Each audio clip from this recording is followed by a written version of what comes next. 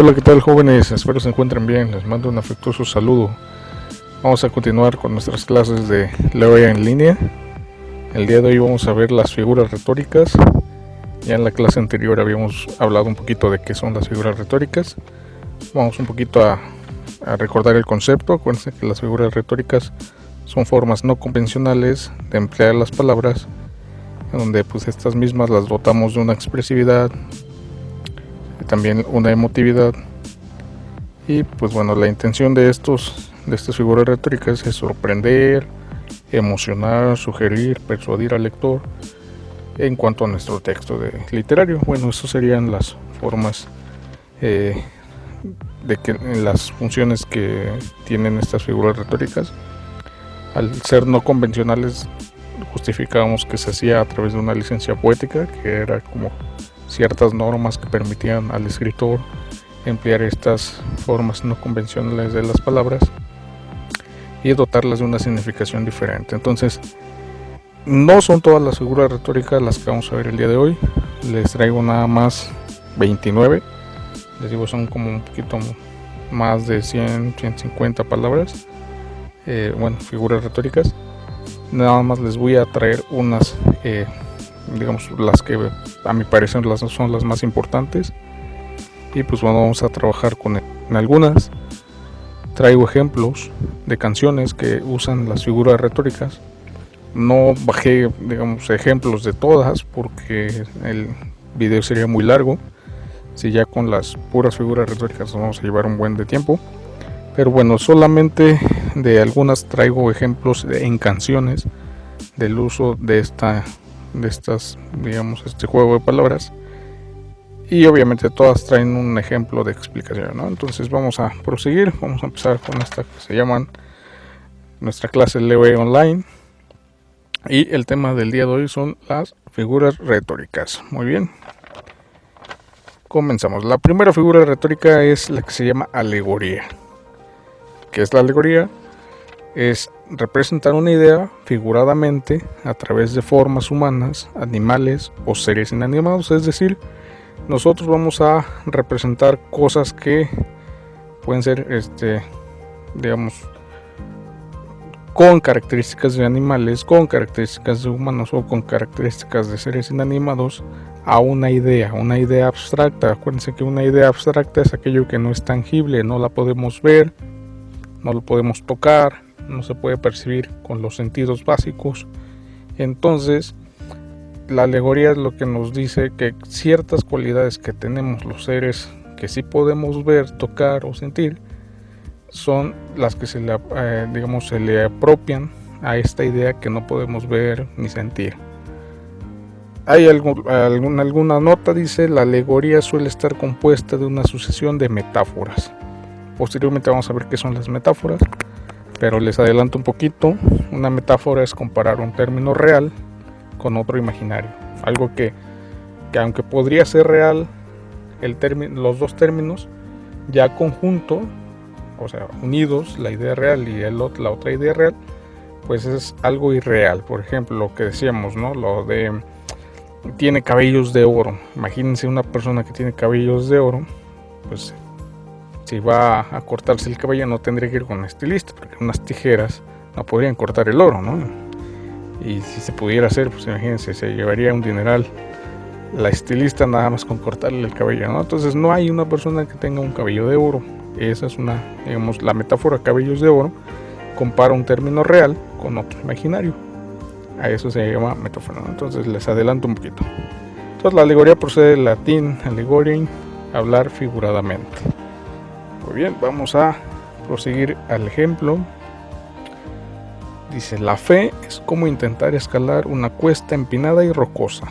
Solo un mero tropiezo podría hacerte caer rodando, pero la creencia y la perseverancia te verán en la cima.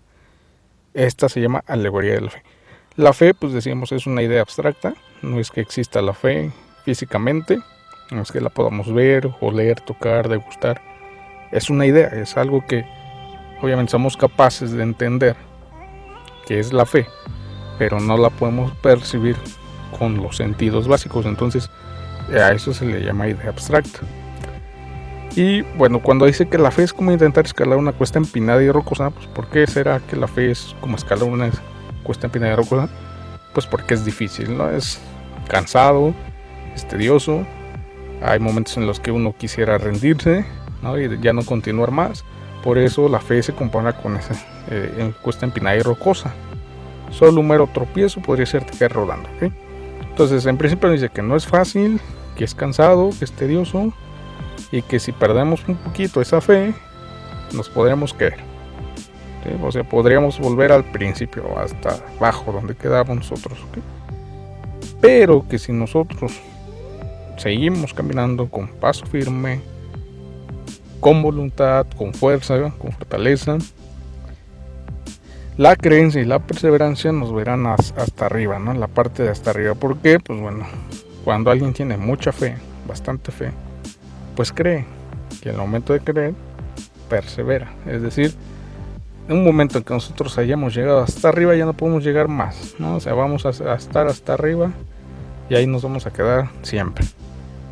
¿Okay? Por eso es como que la representan así. Entonces, cuando nosotros representamos algo abstracto, por ejemplo el amor, la paz, la justicia, la honestidad, que son ideas que las podemos concebir pero no las podemos percibir, entonces tratamos de explicarla cómo sería ese objeto, ¿sí? O sea, si fuera un objeto, cómo sería esa idea. Por ejemplo, todos tenemos una concepción del amor y cada quien hace una alegoría del amor, ¿no? Podemos decir que el amor es dulce, que el amor es cansado, que el amor es algo grandioso, valioso, ¿no? Entonces cada uno tendría una idea diferente de algo abstracto. Entonces esa forma de representarla con características físicas, sea bien de humanos, de animales o de objetos, en este caso cuando dicen que la fe es intentar escalar una cuesta empinada, una montaña, esa montaña es una cosa inanimada, ¿no? No tiene vida, pero la podemos percibir, la podemos ver, tocar, sentir, ¿no? Entonces esas propiedades que tenemos, las cosas, los entes que sí podemos percibir con los sentidos, se las apropiamos a otras que no las podemos percibir con tales sentidos, ¿okay? Esa es la alegoría. En este caso no tenemos video. Vamos a pasar a la siguiente. La siguiente se llama aliteración. La aliteración consiste en repetir o combinar varios sonidos a lo largo de una misma frase para que consigamos un efecto sonoro. Bien, entonces, bueno, aquí una nota: la aliteración forma parte del grupo de figuras de repetición. Quedamos que dentro de las mismas figuras retóricas había grandes grupos. Aquí hay una que se llama de repetición. Y vamos a ver un ejemplo de aliteración. En el silencio solo se escuchaba un susurro de abejas que sonaba. Bien, este es un juego de palabras que tienen una similitud. En todas tiene una sonoridad de letra S. En la explicación dice: se repite el sonido S creando un efecto sonoro semejante al zumbido de abejas. Bien, y si nos damos cuenta, en el texto original, bueno, en el texto de arriba nos habla sobre las abejas. En el sonido solo se escuchaba un susurro de abejas que sonaba, ¿ok? Ahí está un ejemplo de aliteración. Los que son músicos no me van a mentir, hay alguna forma de vocalizar en donde utilizan una frase similar donde dice: mi mamá me mima mucho.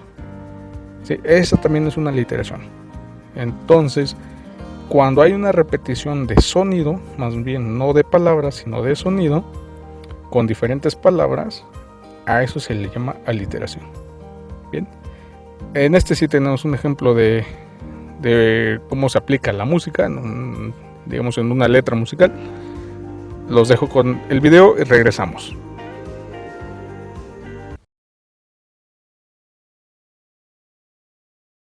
Ya chale chango chilango, cachafa chamba te chutas, noche hay que andar de tacuche y chale con la charola. Muy bien. Luego de ver la parte de aliteración, vamos a pasar a la siguiente figura, que se llama anáfora. Vamos a ver muchos nombres así un poquito complicados. Yo nada más les pido que al momento en que aparezca la palabra intenten imitar el sonido, porque vamos a ver que hay muchas un poquito complicadas de pronunciar. Entonces aquí pues, no hay que llamarla anáfora o anáfora, ¿sí? Anáfora. Muy bien, entonces hay que visualizar muy bien dónde está la tilde gráfica, la tilde ortográfica, ¿ok? Entonces la anáfora consiste en la repetición de palabras al comienzo de una frase o verso. Bueno, consiste en la repetición de palabras al comienzo de una misma frase o verso. Vamos a ver cómo, bueno, algunas notas que vienen aquí de la anáfora es que pertenece al grupo de las figuras de repetición. Como ya lo habíamos visto en la anterior figura retórica, la de aliteración, también pertenece al mismo grupo. La anáfora procede del latín anáfora y esta del griego, bueno, no sé leer griego, pero las dos refieren o significan a lo anterior, ¿ok? Entonces por eso recibe ese nombre. Vamos a ver un ejemplo para que quede un poquito más claro. Dice: oh noche que llegaste, oh noche amable más que la alborada, oh noche que juntaste. Ahí la anáfora sería las palabras oh noche, oh noche, oh noche. Bien, a esa repetición de, digamos, en los diferentes versos, ese mismo sonido, sí, que se repite, se le llama anáfora. Por eso dice, es la repetición de palabras al comienzo de una frase o verso. Bien, esta es una anáfora. También tenemos un ejemplo de video de una letra de canción. Vamos a ver el ejemplo en el video y regresamos.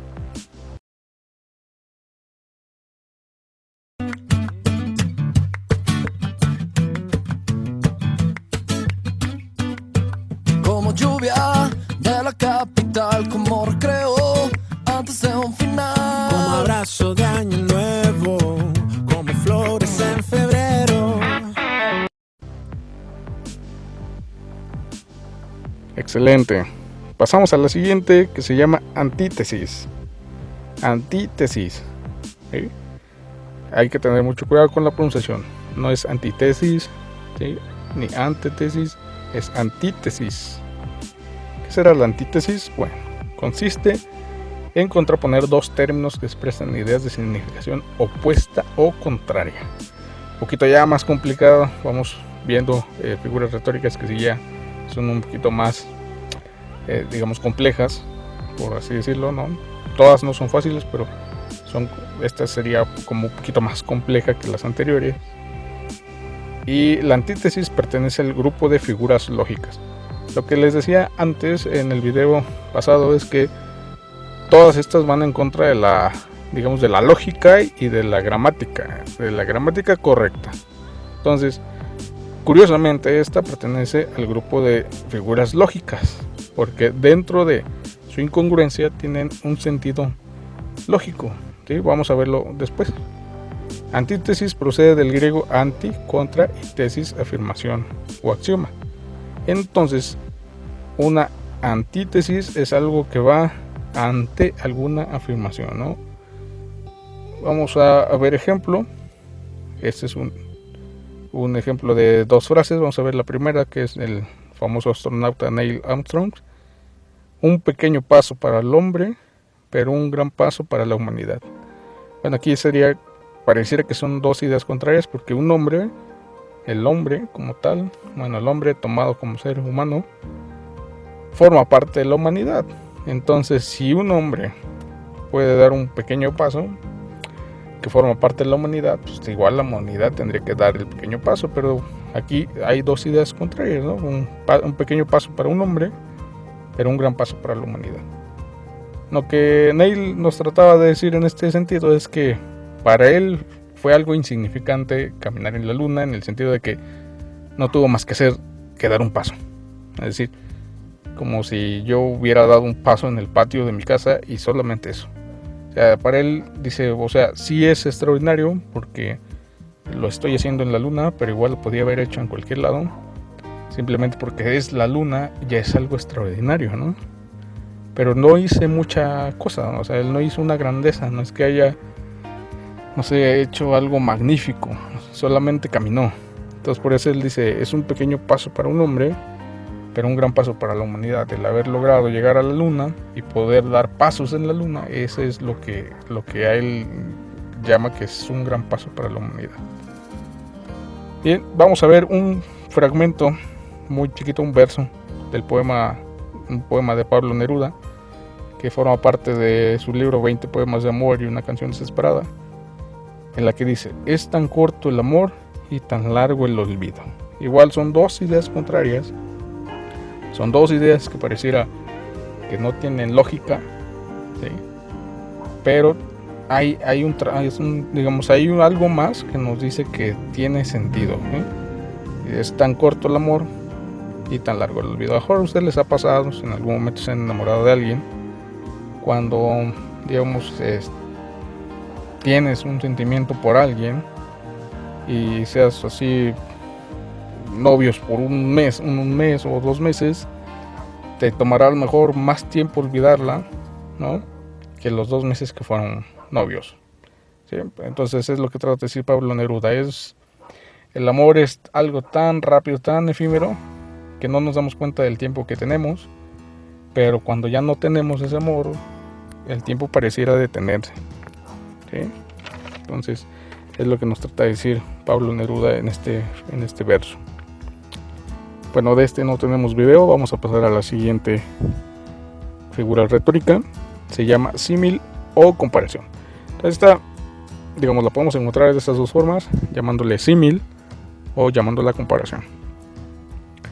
Como su nombre lo dice, vamos a comparar, ¿sí? Comparar un término real con otro imaginario. Más o menos se pareciera a la metáfora en cuanto a la definición.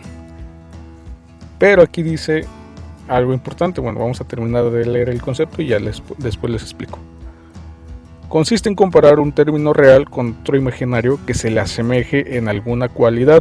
Su estructura contiene los adverbios como, cual o similares. Un símil, al quitarle su estructura de comparación, se transforma en metáfora.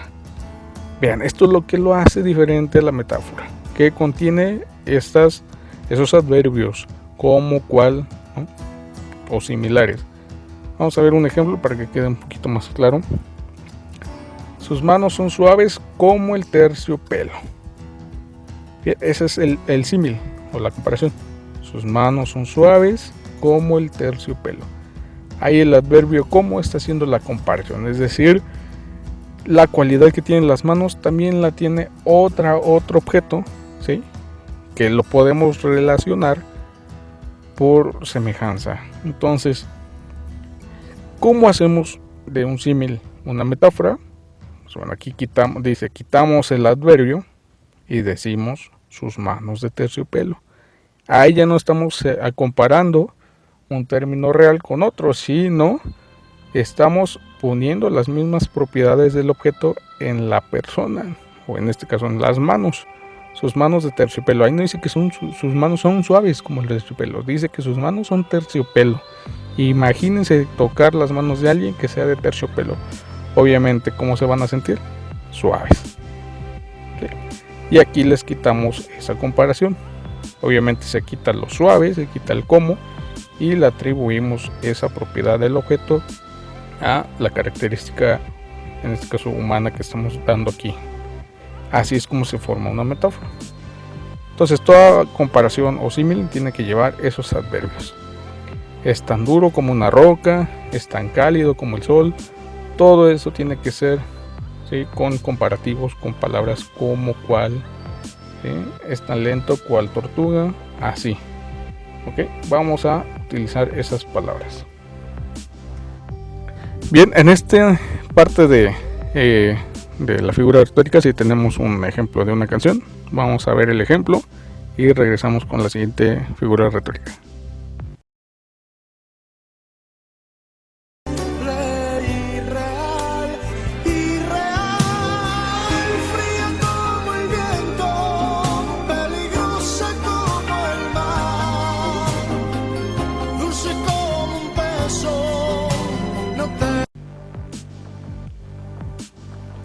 Muy bien, regresamos con la siguiente. Se llama hipérbole. Hipérbole. Una hipérbole es aquella en la que se altera exageradamente e intencional la realidad que se quiere representar. La hipérbole tiene como fin conseguir una mayor expresividad. Vamos a ver las notas. La hipérbole procede del griego, obviamente viene el griego, que significa exceso. Muy bien.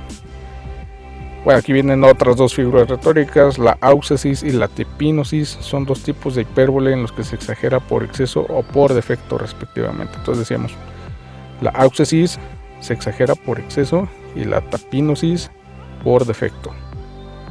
Aquí vamos a ver obviamente la hipérbole en los ejemplos que traemos. Hay dos, o sea, están las dos, la auxesis y la tapínosis. Ahorita les explico ya cuando veamos ejemplos cuál sería un ejemplo de auxesis y cuál sería un ejemplo de tapínosis. La hipérbole pertenece al grupo de las figuras de significación o tropos, así se le puede llamar, significación o tropos. Bien, vamos a ver los ejemplos. Eres más lento que una tortuga. Vean, ahí está un claro ejemplo de tapínosis. Eres más lento que una tortuga. Esta se llama hipérbole, bueno, tapínosis por defecto. ¿Por qué? Porque la tortuga no es que quiera ser lenta, es lenta por ser tortuga. ¿Sí? Ahí es cuando decimos que hay una comparación excesiva por defecto, es decir, porque el objeto así es. Así es el objeto y nosotros hacemos esa comparación porque, pues, digamos, comparamos la realidad de un objeto, de un animal o de una persona con algo, con su característica propia, ¿no? Por ejemplo, la lentitud con la tortuga. Ese es un claro ejemplo de tapínosis. Llueve a cántaros, tiene tanta hambre que es capaz de comerse una ballena. Te llamaré 1.000.000 de veces. Vean, esta es un ejemplo de auxesis. ¿Okay? Porque 1.000.000 de veces, pues es una exageración. Si tomamos en cuenta el tiempo que dura una llamada, un intento de llamada, pues sería, no sé, alrededor de unos 40, 50 segundos por intento de llamada. Pongámosles 1 minuto. Entonces tendríamos que continuamente necesitar 1.000.000 de minutos para hablarle a alguien, ¿no? Entonces es una exageración, imagínense 1.000.000 de minutos. Una hora tiene 60 minutos. ¿Cuántas horas necesitamos estar pegados al teléfono intentando llamar a alguien? Sería 1.000.000 de minutos. Entonces es una exageración. Por eso ahí dice que la auxesis es exagerada por exceso. O sea, no hay necesidad de estar llamando 1.000.000 de veces, ¿verdad? Pero bueno, ese es un claro ejemplo de una auxesis. Te mando infinitas gracias, es otra auxesis. Te bajaré la luna y las estrellas a tus pies. Esta es una hipérbole normal. Lo sabe todo el mundo, es una auxesis. ¿Sí? Tiene un corazón tan grande que no le cabe en el pecho. No es una auxesis también. Esto es un claro ejemplo de hipérbole. En este no tenemos ejemplo de video.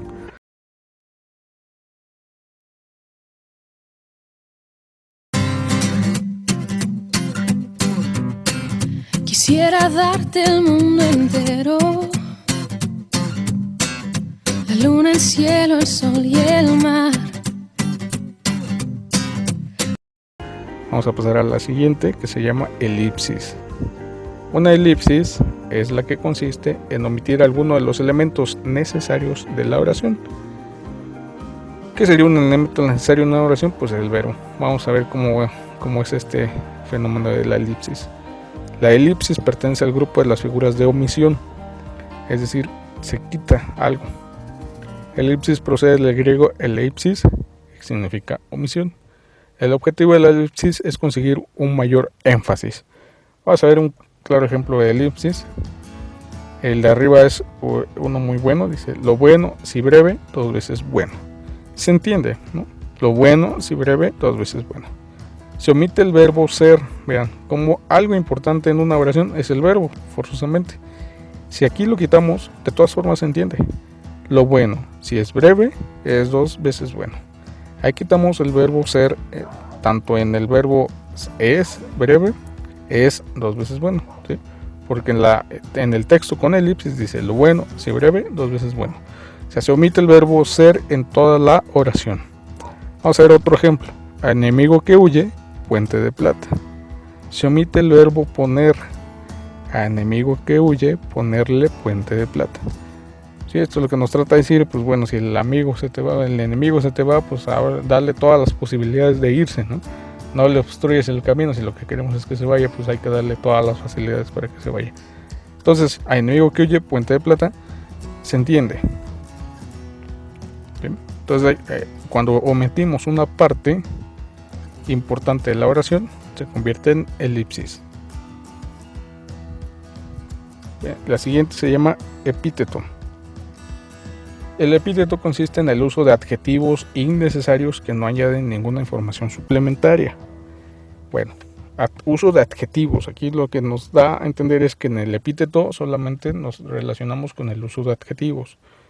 Tiene algunas notas. El epíteto pertenece al grupo de figuras de acumulación. ¿Por qué? Porque añade, ¿sí? Cuando nosotros utilizamos un adjetivo innecesario, realmente lo que estamos haciendo es añadir información. El epíteto tiene como función acentuar el significado de lo que se describe. Es una figura muy común en la literatura renacentista. Vamos a ver un ejemplo de epíteto. La blanca nieve. La nieve siempre es de color blanco. O decir la oscura noche. ¿Sí? Que sabemos que todas las noches son oscuras, no hay una noche iluminada, si no, no sería noche. Entonces la blanca nieve, pues obviamente todo el mundo sabemos que la nieve por naturaleza es blanca. No va a cambiar de color, a menos que le añadamos algún colorante o algo que cambie su tonalidad. Eso ya sería algo añadido, pero forzosamente la nieve siempre es blanca. O el agua moja, ¿sí? Forzosamente el agua siempre va a mojar. Entonces todo eso se llaman epítetos a las características, a los adjetivos innecesarios de las cosas. De este sí tenemos un ejemplo de una canción. Vamos a ver el video y regresamos.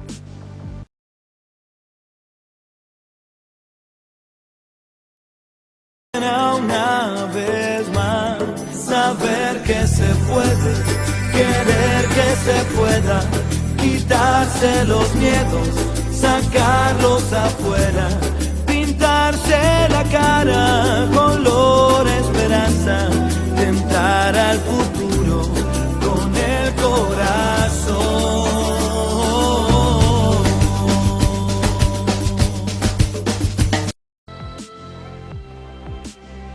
Bien, vamos a pasar a la siguiente. La siguiente se llama eufemismo. Eufemismo. Y consiste en disimular un término desagradable o vulgar mediante su sustitución por otro término menos negativo. Entonces, aquí vienen unos ejemplos. Una mujer de color. Utilizamos este eufemismo para no decir una mujer de raza negra, porque se escucharía un poquito, digamos, como para las personas de color, pues a lo mejor sería más desagradable llamarles negro, ¿sí? La tercera edad, la vejez. En lugar de que digan es un anciano o es un viejo, le dicen es una persona de la tercera edad. Se escucha un poquito menos agresivo, ¿sí? El lugar donde la espalda pierde su honesto nombre. Bueno, para no llamarle nalgas o trasero, dice aquí. Entretenimiento para adulto o material adulto, para llamarle a la pornografía. Rellenito, robusto, a los que son gorditos. Intervención militar, a lo que es una guerra. Crecimiento negativo, a una recesión económica. Dar a luz, las personas las mujeres que van a parir. Ajustes económicos, recortes sociales. Todas estas formas en las que nosotros sustituimos un término un poco desagradable o vulgar a términos un poquito más entendibles, en el sentido de que son menos grotescos, ¿sí? Menos fuertes, se les llama eufemismos. Estos a lo mejor ustedes ya los conocían, ya sabían de estas expresiones, simplemente no sabían cómo se llamaban, pero bueno, estos se llaman eufemismos. De este no tenemos ejemplo de canción, vamos a pasar al siguiente. Se llama hiperbatón. El hiperbatón, vean, es hiperbatón, no hiperbatón, hiperbatón. El hiperbatón consiste en alterar el orden lógico de los términos que constituyen una frase. ¿Se acuerdan que nosotros hablábamos un poquito de la sintaxis? Que la sintaxis es la que nos dice cómo debe de ir ordenada una oración para que sea correcta. Bueno, aquí el hiperbatón juega un poquito con esa sintaxis. Nota, el hiperbatón fue una figura muy utilizada en la prosa latinizante del siglo XV y en la estética del barroco del culteranismo. Perdón. Vamos a ver un ejemplo. Volverán las golondrinas en tu balcón sus nidos a colgar. Ahí está el hiperbatón. Vean, volverán las golondrinas en tu balcón sus nidos a colgar. ¿Cómo sería esa oración sin hiperbatón? Porque así se entiende.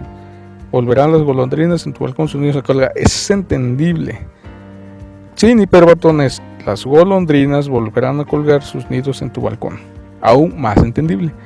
¿Cuál de las dos les gustó más? Obviamente la de arriba, yo creo, ¿verdad? Porque está hecho precisamente para que tenga una sonoridad un poco más elegante, por así decirlo, ¿no? Inusual, novedoso.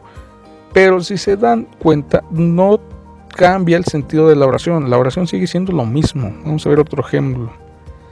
De verdes sauces hay una espesura. De verdes sauces hay una espesura. Sin hiperbatón hay una espesura de verdes sauces. Este es de Garcilaso de la Vega, un poeta español del siglo de oro, precisamente del siglo de oro español, en el siglo XV. Vean cómo utiliza cómo es la misma idea en los dos ejemplos, con hiperbatón y sin hiperbatón. Eso es lo interesante, que no va a cambiar el sentido de la oración. La oración va a seguir siendo la misma, la idea va a seguir siendo la misma, simplemente la forma de decirlo va a cambiar. A lo mejor suena más bonito, a lo mejor suena diferente, pero la idea sigue siendo la misma. De este hiperbatón sí tenemos ejemplo de canción. Vamos a ver el video y regresamos.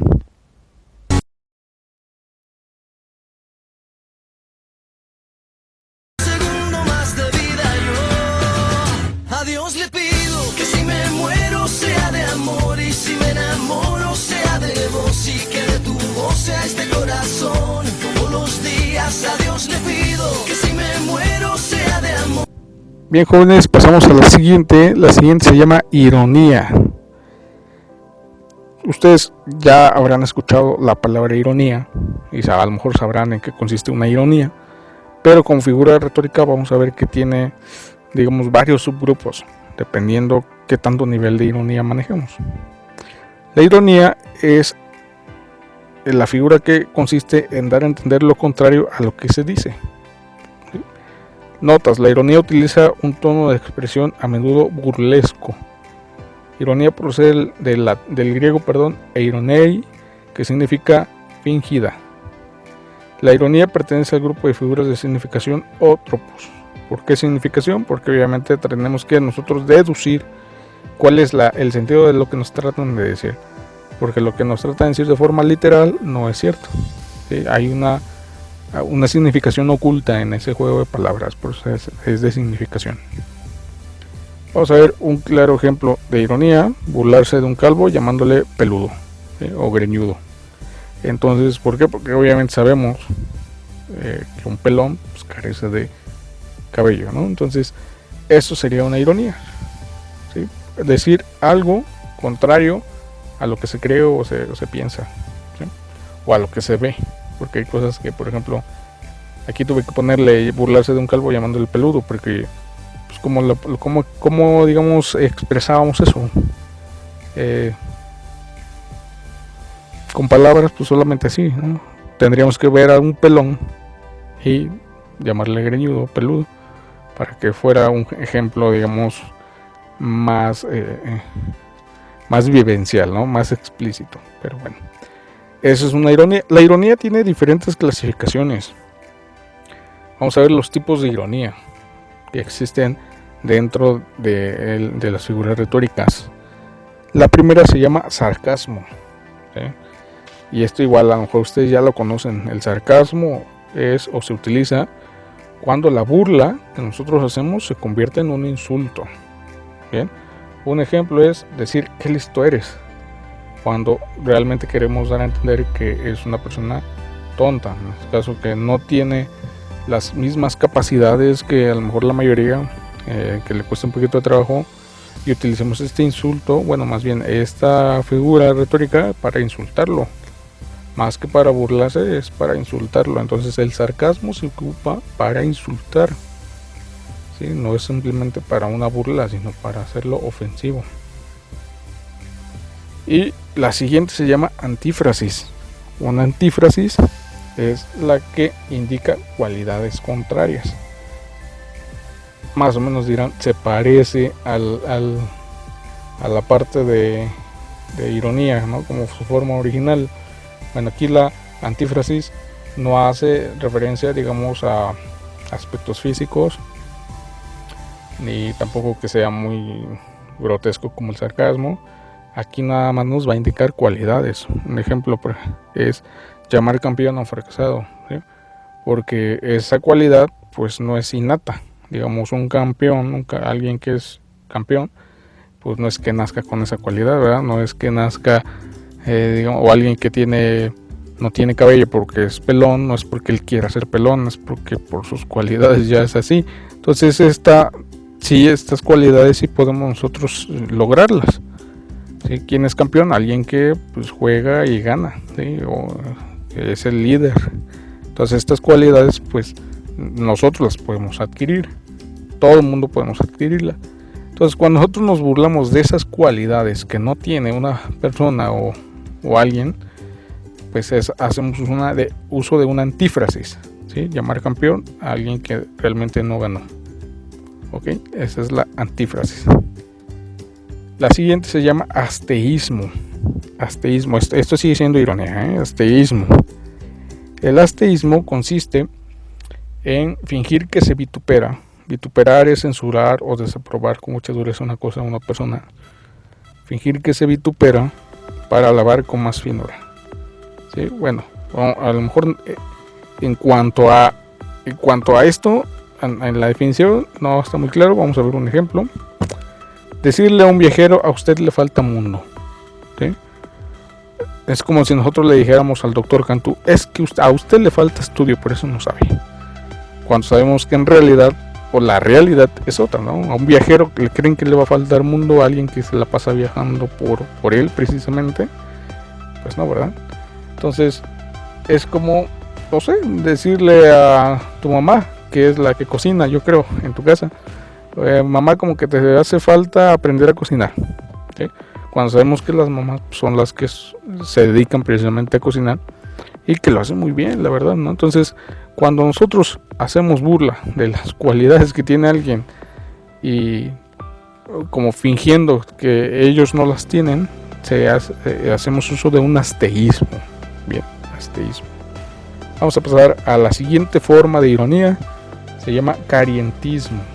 Carientismo. Bien, ¿qué es el carientismo? Es usar expresiones que suenan verdaderas para burlarse. A lo mejor le suena. Vamos a ver un ejemplo. Nunca oí algo tan certero, cuando realmente se ha dicho una estupidez.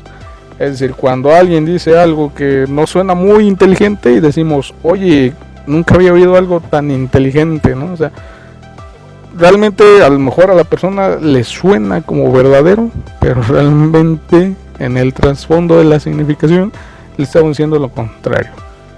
O vamos a ver aquí una de Francisco de Quevedo, en su libro, la novela Buscón, dice algo: comieron una comida eterna sin principio ni fin. Es decir, ingeniosa ironía en la que da a entender que no comieron nada. Es decir, comieron una comida eterna sin principio ni fin. Es decir, pues nunca empezó, por lo tanto nunca terminó. ¿Por qué? Pues porque nunca hubo un inicio, ¿sí? Por eso se comieron una comida eterna. Sí, están burlando como que suena a que sí comieron, pero realmente no comieron. Esa forma se le llama carientismo. La siguiente se llama clenasmo. Clenasmo. ¿Bien? ¿Qué es un clenasmo? Es atribuir a alguien las buenas cualidades que nos convienen y a nosotros sus malas cualidades. Por ejemplo, tu vigoroso estado atlético contrasta con mi débil figura, cuando en realidad es al revés. Es decir, a nosotros nos atribuimos las cualidades malas de la otra persona y a la otra persona les atribuimos nuestras buenas cualidades. Cuando hacemos ese intercambio de cualidades se llama clenasmo. Sí, no es que lo estemos haciendo por humildad, sino al contrario, lo estamos haciendo como un sentido de burla, ¿no? cuando quieres jugar con alguien que es bueno en fútbol, ¿sí? La persona que es buena en fútbol te dice, no, yo no juego contigo porque pues, eres demasiado bueno y me vas a ganar, ¿sí? Lo que realmente está diciendo pues es lo contrario. Oye, pues no juego contigo porque realmente eres muy malo para el fútbol, ¿no? Entonces esa forma de burla se le llama clenasmo. La siguiente se llama diasirmo. El diasirmo es humillar la vanidad del otro avergonzándolo, ¿sí? Por ejemplo, ¿qué otra cosa puede esperarse de un hombre que una vez se vistió de mujer? ¿Sí?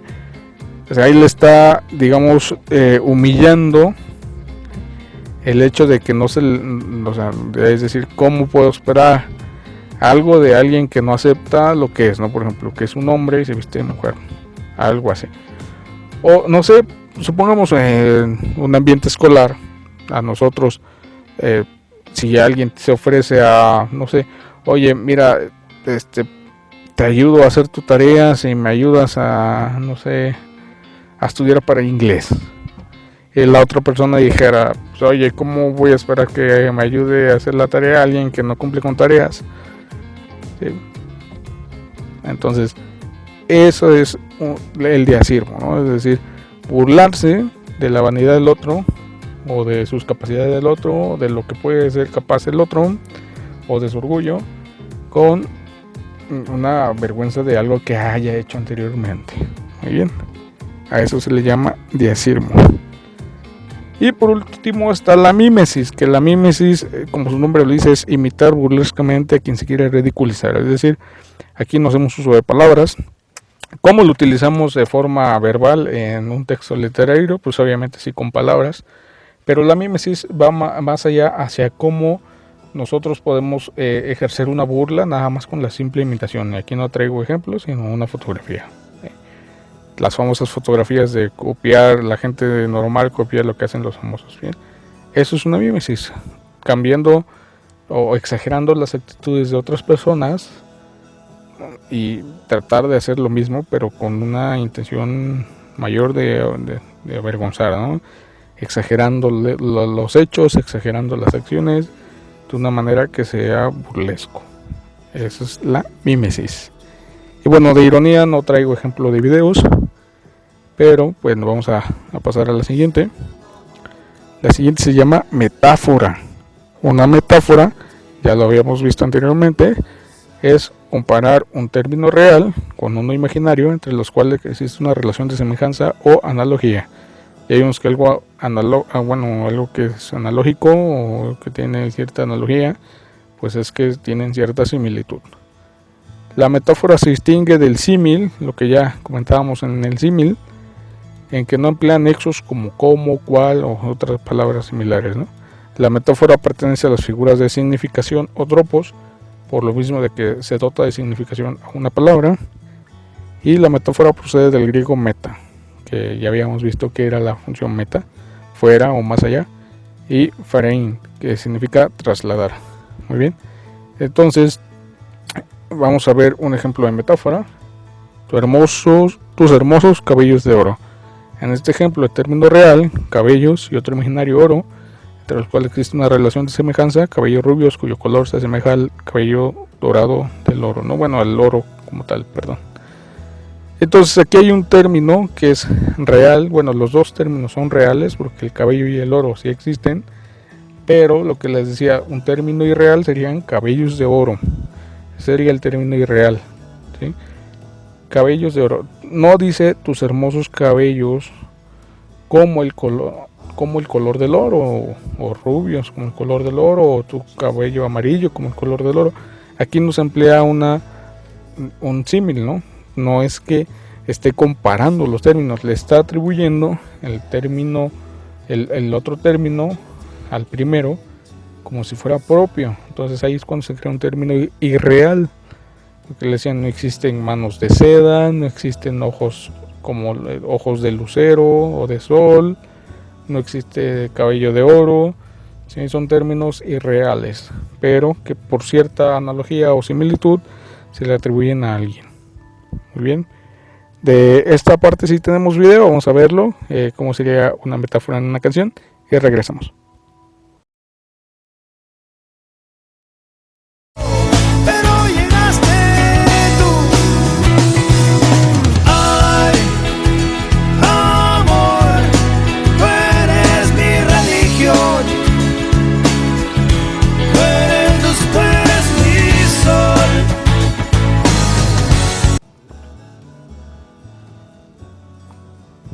Bien, chicos, pasamos a la siguiente. La siguiente se llama metonimia. Bien, ¿qué es una metonimia? La metonimia consiste en designar una cosa o idea con el nombre de otra con la cual está relacionada semánticamente. Acuérdense que la semántica es relación significado, ¿ok? Notas, la metonimia pertenece a las figuras de significación, por lo mismo que se refiere a dotar de significado. Metonimia procede del griego, que viene, y significa recibir un nuevo nombre. En la metonimia existe en relación semántica, mientras que en la metáfora no. Vamos a ver por qué, cómo es que hay en relación semántica. En la metáfora no hay relación semántica, ¿por qué? Porque de hecho el término se le atribuye como si fuera ya suyo, y aquí no es suyo, aquí es una relación semántica. Vamos a ver un ejemplo. La mayor forma es contenedor por contenido, tomar una copa, es decir, realmente lo que tomamos no es la copa, o más bien lo que ingerimos no es la copa, sino el contenido de la copa. Se comió 2 platos. Imagínense, si lo tomamos de forma literal, o así como si fuera una metáfora, ¿sí? Se comió 2 platos, pues no es que se haya comido los platos, sino lo que contenían los platos. Fumarse una pipa, pues tampoco es que le prenda fuego a la pipa, sino a lo que está interno en la pipa. Bebió un vaso de agua, pues el vaso no es solamente que el vaso fuera de agua, pero en realidad lo que está viviendo es lo que está dentro del agua. Entonces ahí es cuando nosotros hacemos una metonimia, ¿sí? Es decir, relacionamos algo de forma semántica. Si decimos, oye, tenía tanta hambre que se comió 2 platos, pues entendemos que no se comió los platos, se comió lo que traían los platos. Eso es una relación semántica, ¿sí? Porque pues damos por enterados que donde se come es en plato, y así es como se relaciona la semántica, ¿no? Cuando decimos comer, tú inmediatamente piensas comer, piensas obviamente en la comida, pero también en cómo te la van a presentar, y pues obviamente esa presentación viene en plato. Entonces esa es la metonimia. No traemos ejemplo de metonimia. Vamos a pasar a la siguiente figura retórica.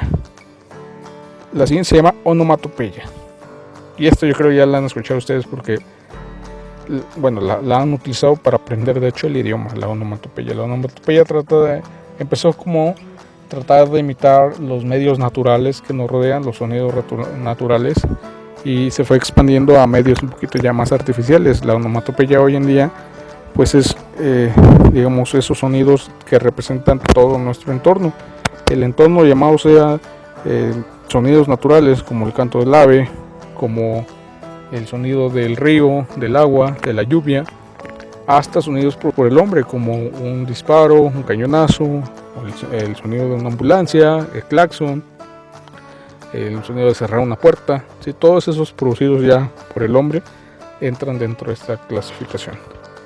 Entonces una onomatopeya consiste en la utilización de palabras para imitar sonidos naturales, por ejemplo el kikiriki del gallo, el tic tac del reloj, toc toc, puff, brum, dependiendo qué tan fuerte sea el sonido, ¿no? Tenemos también esas formas de intensidad, el sonido del gato, el sonido de la abeja, ¿sí? Miau o bzz.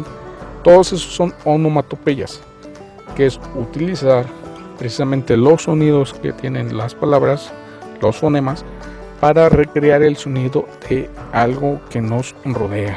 Entonces en eso consiste la onomatopeya. De la onomatopeya sí tenemos un ejemplo de video de canción, vamos a verlo y regresamos.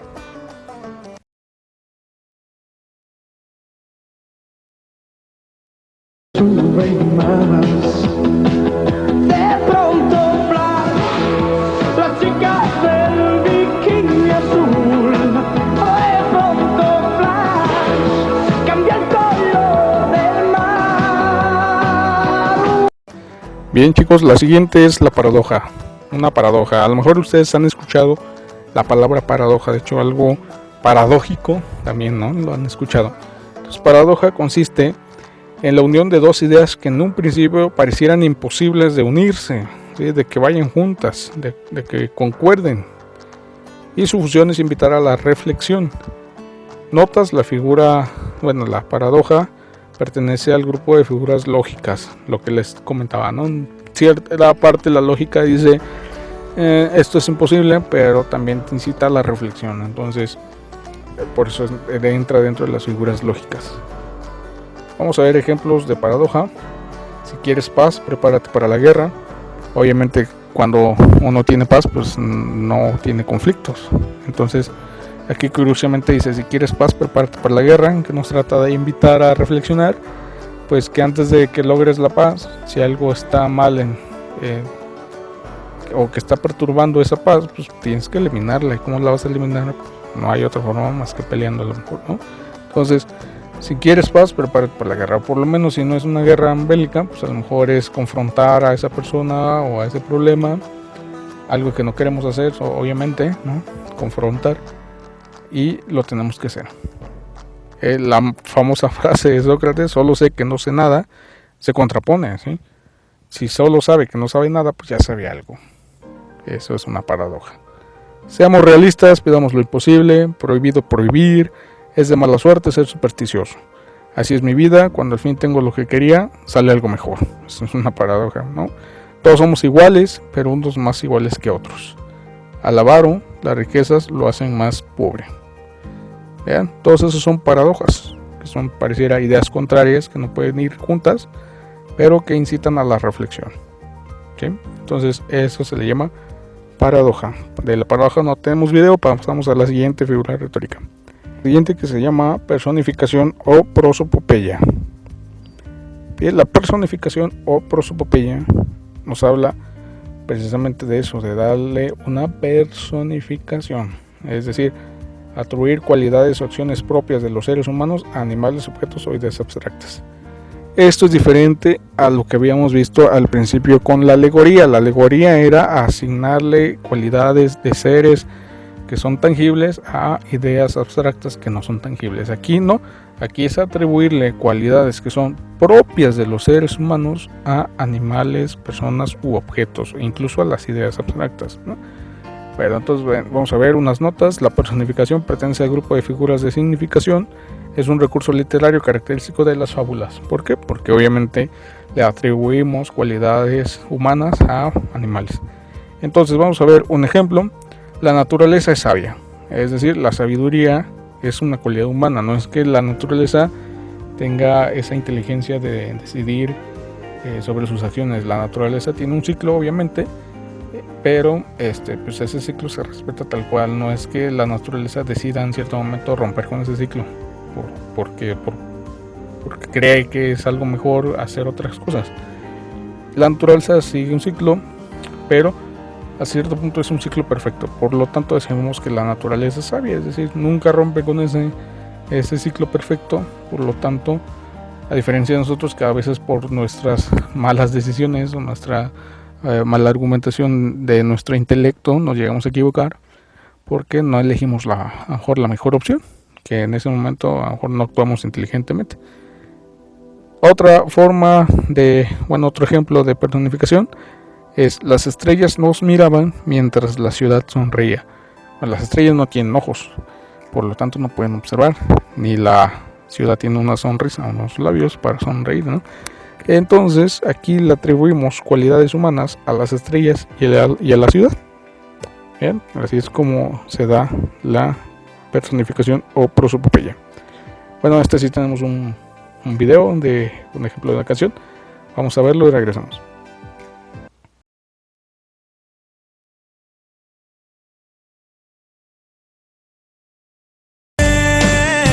Noviembre sin ti es sentir que la lluvia me dice llorando que todo acabó.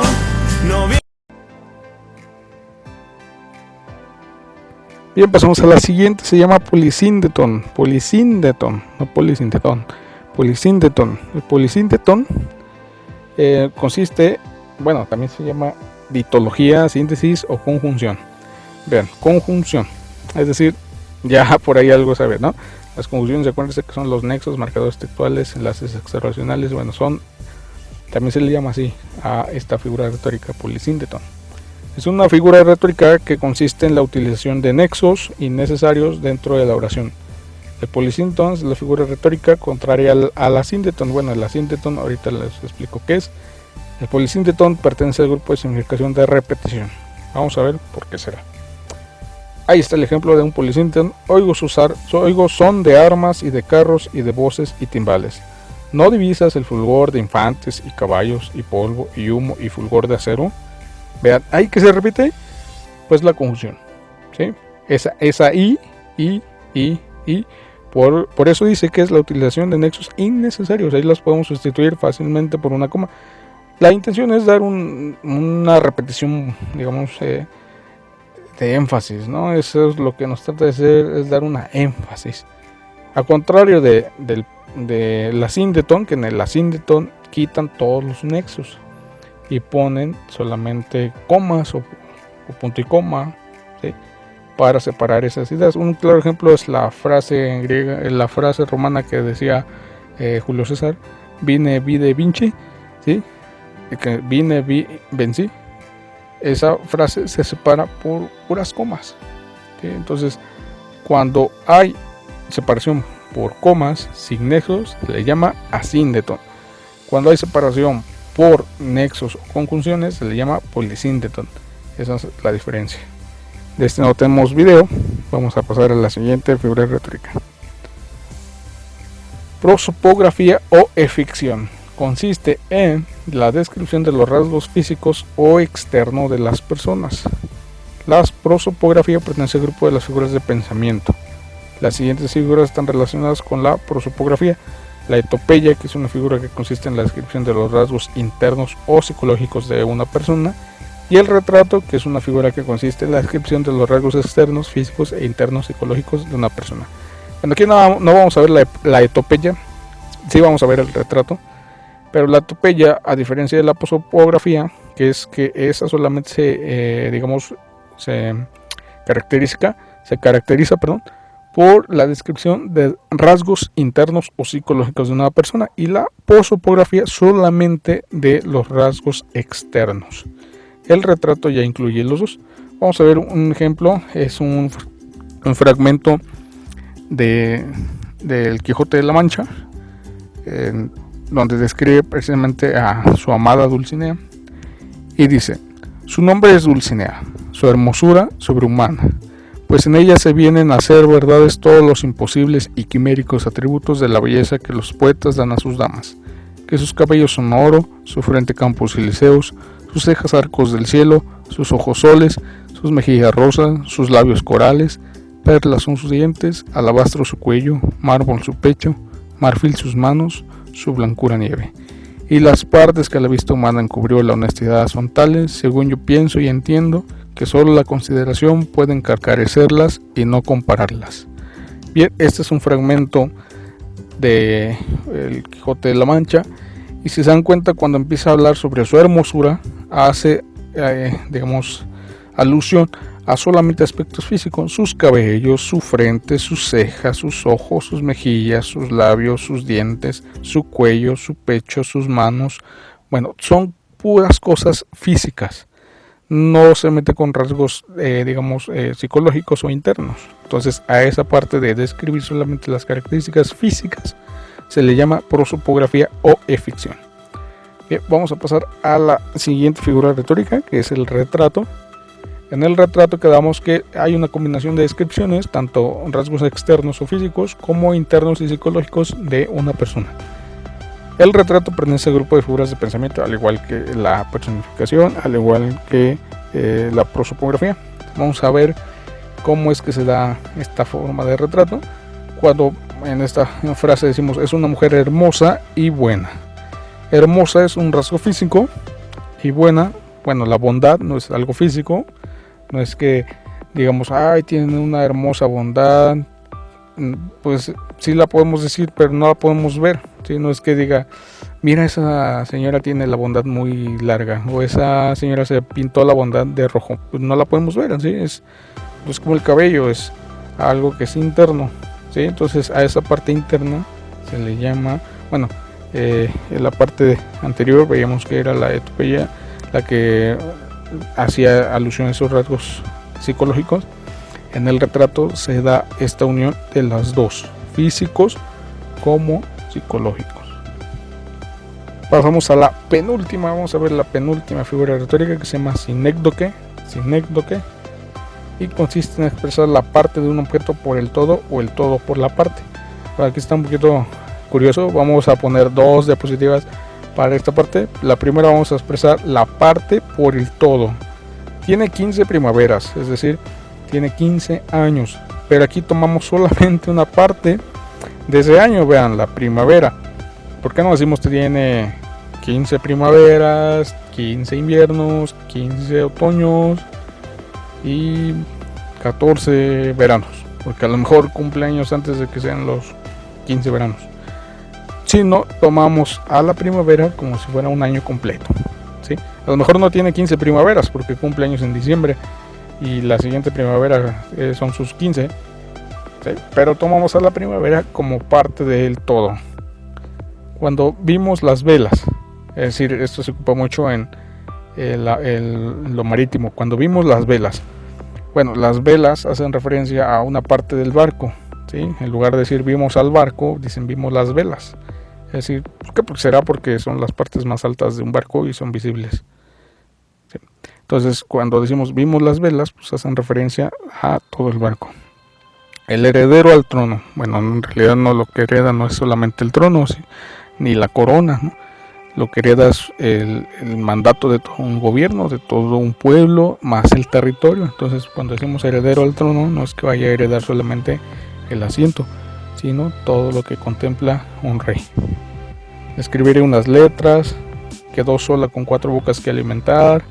O sea, aquí refiere a que se quedó con 4 hijos, ¿no? Imagínense, nada más quedarse con la boca, pues sería algo ilógico. Pidió la mano de su novia, pues en realidad lo que pidió fue a la novia, no solamente la mano.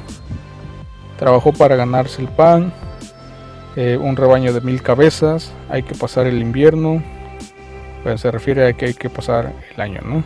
Normalmente en todas las culturas el año se termina en la etapa del invierno, en esa estación del año. Bueno, eso hace referencia a la parte por el todo, ¿sí? Es decir, nos referimos a una sola parte de algo como refiriéndonos al todo. Ahora vamos a ver la siguiente, que consiste en el todo por la parte. España ganó a Francia. Bueno, España, el equipo de España le ganó a el equipo de Francia, ¿sí? Cuando decimos que España ganó la Copa Mundial contra Francia, pues no es que España, todo el país haya ido a jugar, ¿verdad? Un partido de fútbol. Imagínense toda España contra toda Francia, pues no cabría en un estadio. La ciudad, sus habitantes, en referencia a sus habitantes, se amotinó. Entonces, no es que la ciudad se haya amotinado, no es que todos los edificios, las personas, todos se haya ido a un solo punto, sino cuando decimos la ciudad, pues nos referimos a quienes viven en la ciudad. Y a lo mejor no son todos, son algunas personas, ¿no? Llegó la policía. Bueno, no es que haya llegado todo el departamento, sino solamente algunos miembros de la policía, ¿no? Algunos oficiales, algunos policías. Entonces, cuando decimos llegó la policía, pues es precisamente refiriéndonos a algunos miembros de esa institución. La ciudad la recibió cálidamente. Bueno, no es que haya ido a la ciudad a recibirla, ¿no? O digamos que todos los habitantes de la ciudad hayan ido a recibirla. Es solamente un grupo representativo. Todo el mundo dice lo mismo. Bueno, es que en realidad todo el mundo diga lo mismo, simplemente lo dicen muchas personas, que podría ser la mayoría, ¿sí? O la gran mayoría. Cuando esos términos, mayoría y gran mayoría, digamos en el estricto uso de la palabra, son correctas, porque una cosa es la mayoría, es decir, si tenemos 100 personas y 51% están a favor y 49% están en contra, pues ahí hay una mayoría, ¿sí? Pero no es lo mismo que 51 contra 49 a 98 contra 2, ¿sí? Ahí digamos que hay una gran mayoría, ¿sí? Porque la gran mayoría hace referencia a un grupo mayor, ¿sí? Es decir, no solamente son 51 contra 49, sino son 98 contra 2, ¿no? Entonces hay una gran mayoría. Esos términos son correctos, no tengan temor en decirlos. Ahí cuando decimos la gran mayoría es que excede, ¿no? Por mucho a la contraparte, que sería los que están oponiéndose. Entonces, cuando dice todo el mundo dice lo mismo, pues a lo mejor no es mucha gente, sino la gran mayoría o la mayoría. Entonces, esas cuando hacemos uso del sinécdoque, cuando hablamos del todo por la parte. Y vamos a pasar a la última figura retórica que vamos a ver el día de hoy. Se llama sinestesia. La sinestesia consiste en mezclar sensaciones de órganos distintos, audición, visión, gusto, olfato, tacto, o mezclar dichas sensaciones con sentimientos, tristeza, alegría, etc. La sinestesia pertenece al grupo de las figuras de significado o tropos. Sinestesia procede del latín sin, junto, y aesthesis, sensación. ¿Sí? Entonces quiere decir junto a una sensación. Vamos a ver cómo se hace una sinestesia. Una sinestesia, digamos, intercambia los sentidos con las reacciones que tenemos. Por ejemplo, suave como un silbido de verano. Bueno, suave es tacto, silbido es audición. Mezcla el tacto con la audición. En colores sonoros suspendidos, oyen los ojos, miran los oídos. En colores sonoros, los colores no suenan, los colores se perciben, se ven. Entonces, colores sonoros suspendidos, oyen los ojos. Por eso, ¿con qué percibimos los colores? Sí, con los ojos, pero no suenan. Miran los oídos. O sea, estamos ahí cambiando, digamos, sentidos con la percepción real que tenemos, ¿no? Los colores se ven, se miran, y con los ojos, y los oídos se oyen con, los sonidos se oyen con los oídos. O sea que hay una mezcla de sentidos con reacciones de los mismos que hacen ahí un juego de palabras divertidísimo, ¿no? Pero bueno, eso es la sinestesia, cuando cambiamos esos sentidos o mezclamos la tristeza y la alegría con algún sentimiento. Por ejemplo,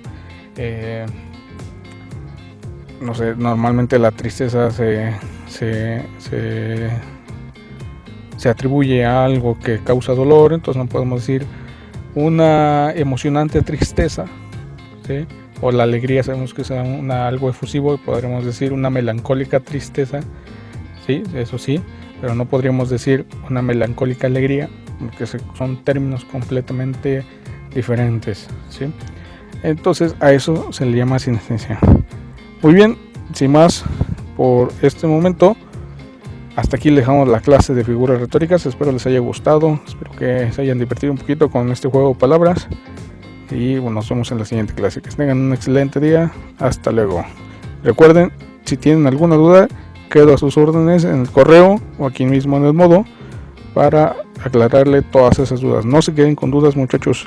Estamos para servirle. Hasta luego.